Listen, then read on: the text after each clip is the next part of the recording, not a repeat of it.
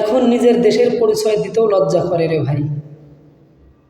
এমনই একটি দেশ, এই দেশে একটা বিমান কেনার টাকা থাকে না। সেই 1971 সালের বিমান দিয়ে প্রশিক্ষণ দেয়, আবার বলে স্মার্ট বাংলাদেশ।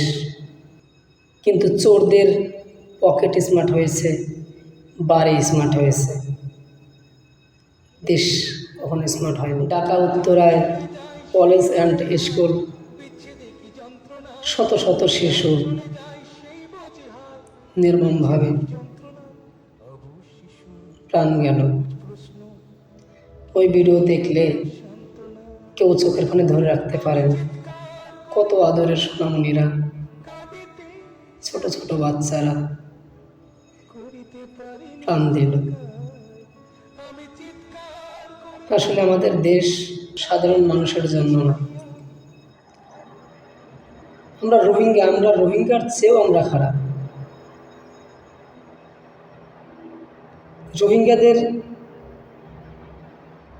রোহিঙ্গারা অনেক ভালো আছে, রোহিঙ্গারা অনেক শান্তিতে আছে।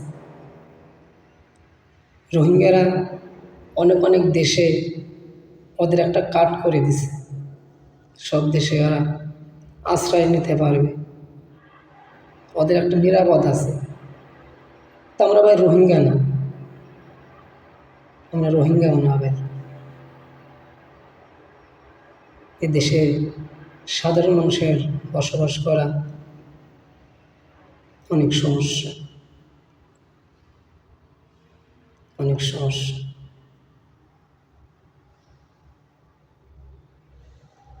আল্লাহর কাছে একটা প্রার্থনা করি, আল্লাহ